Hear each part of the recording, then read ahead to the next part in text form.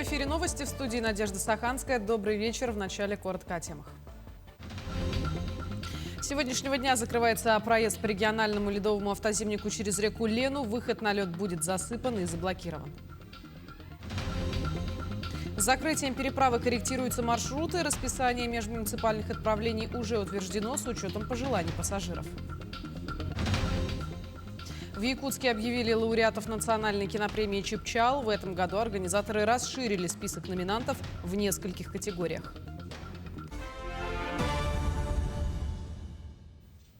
В Якутии продолжается работа по подготовке к весеннему половодью, которая, согласно прогнозам, может начаться раньше обычных сроков. Для мониторинга гидрологической обстановки на реках республики планируется задействовать 213 постоянных и временных гидропостов.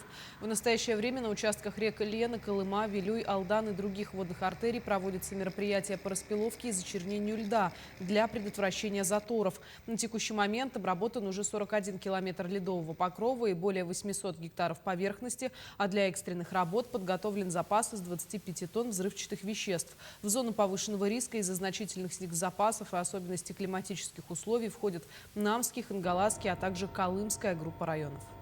Колымская группа районов и территория, расположенная по реке Индигирка. Это обусловлено значительными снегозапасами и прогнозируемыми высокими уровнями воды в бассейнах реки Колыма, Индигирка и Яна.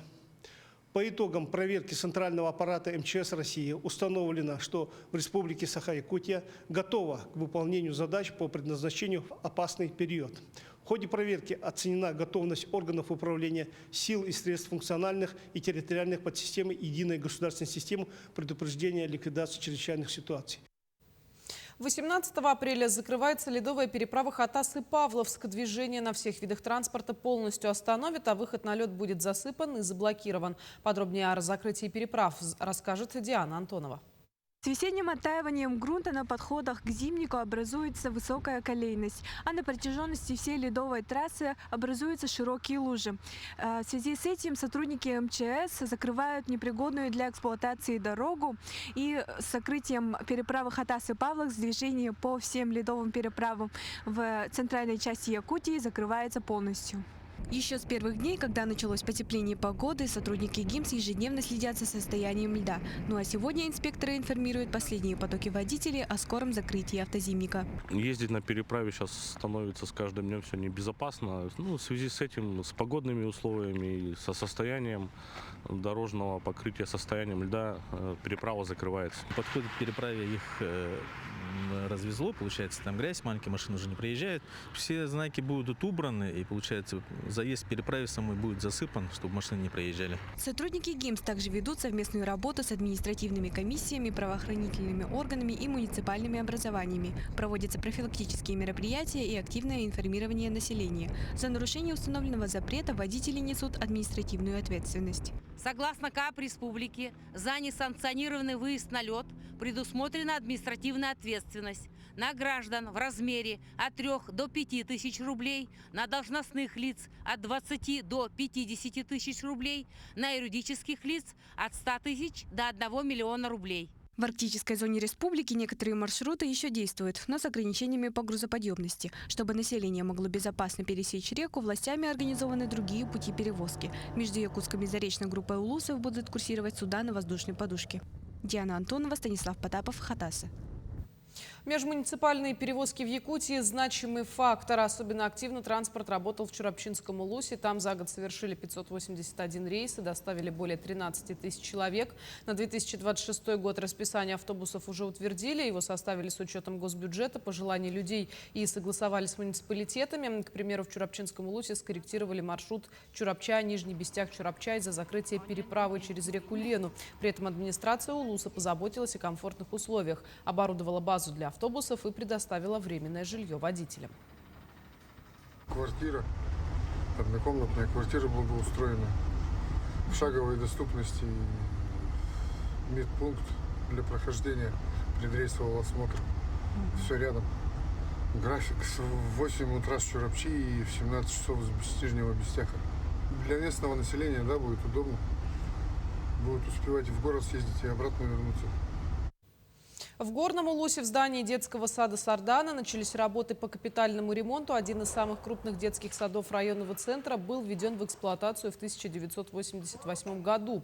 За 38 лет капитальный ремонт в нем не проводился, а выполнялись ранее лишь мелкие работы – замена окон, установка металлического ограждения и ремонт фасада. На работу сейчас было выделено около 50 миллионов рублей. На сегодняшний день воспитанники детского сада распределены по 4 местам для продолжения образовательного процесса. Тем временем на объекте ремонта ведутся работы по демонтажу и подготовке площадок на всех 3 этажах. Завершение работ планируется к середине августа.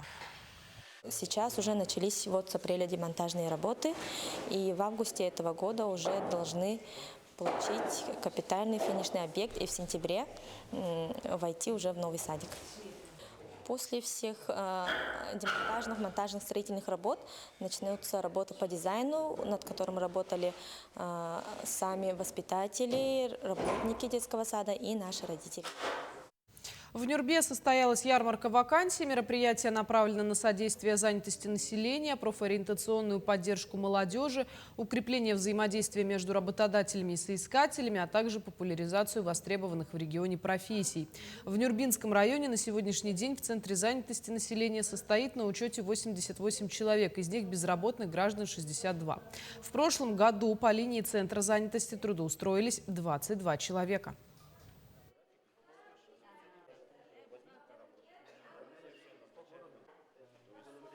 На сегодняшней ярмарке у нас присутствует 15 работодателей, которые с нами очень честно сотрудничают, и у них есть вакансии. Да? Это открытые вакансии у нас в основном учителя, врачи, по рабочим профессиям тоже ищут, на водителей, слесарей.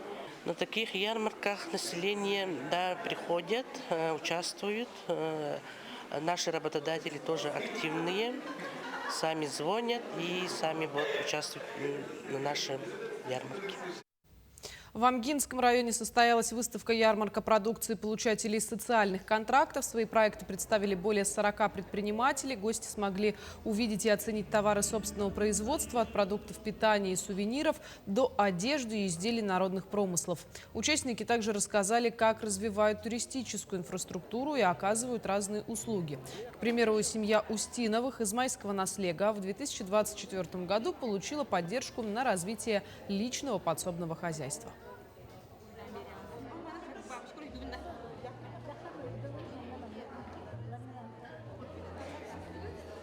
Они у нас в 2024 году получили по социальному контракту тоже финансовую помощь на приобретение трактора, чтобы развить свое личное подсобное хозяйство.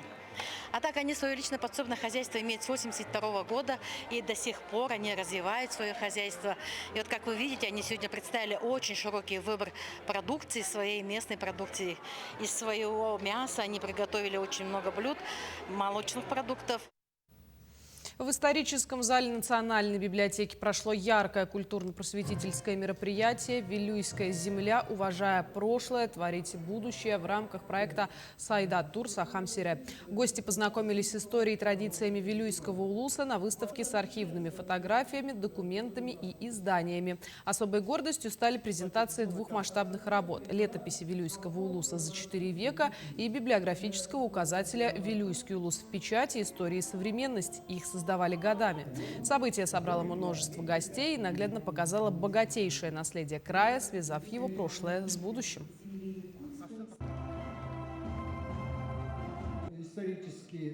Это очень большая работа, она проводилась в течение нескольких лет нашими коллегами из Вилюйской районной библиотеки, их предшественниками, и редакторская работа проведена библиографами Национальной библиотеки. Надеемся, что работа продолжится дальше в виде сетевого электронного ресурса с гиперссылками на оцифрованные источники. Мы уверены, что наши коллеги накопили большой практический опыт составительский и уверены, что с этой работой они справятся. Достижения в области кинематографа и вклад в развитие якутского кино. В столице республики подвели итоги национальной премии «Чепчал». Претендентами на победу стали не только работы из Якутии, но и киноленты из Бурятии, Северной Осетии, Башкортостана и Татарстана. Подробнее об итогах якутского «Оскара» расскажет Анастасия Пуляева. Четвертая торжественная церемония «Чепчал» вновь объединила ведущих представителей индустрии. В этом году процедура определения победителей претерпела значительные изменения. Главным новшеством стало создание Национальной Североазиатской киноакадемии, в состав которой вошли 27 лауреатов премии прошлых лет. Как и везде бывает в академиях, как в «Оскаре», как в «Золотом орле», каждый член академии, а их 27 человек, они голосовали.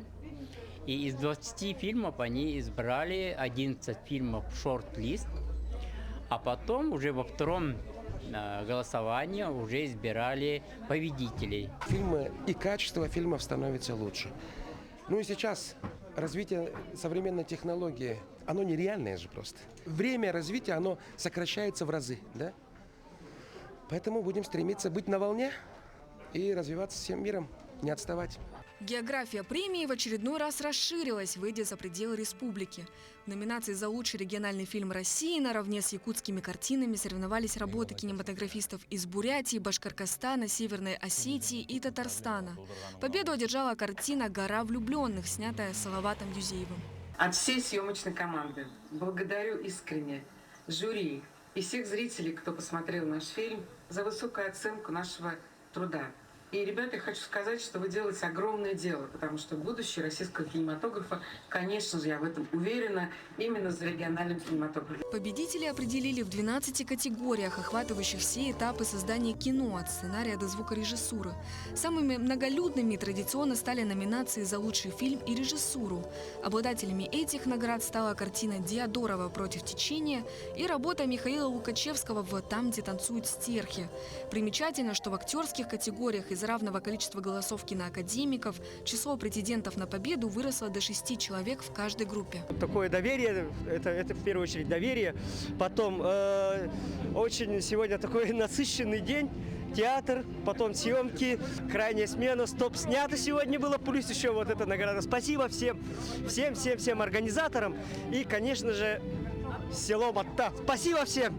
Сегодня мы выиграли за лучший художественный фильм, и отдельно получил я как продюсер признание от своих коллег, да, которые вот режиссеры, продюсеры, авторы сценария. От них получить признание, это тоже вдвойне приятно. Вручение главного трофея, 2-килограммовой статуэтки из драгоценного металла, стало для деятелей не только символом победы, но и профессиональным признанием вклада в развитие современного кинематографа. Анастасия Пуляева, Иван Саракумов, Якутск. К этому часу все. До встречи.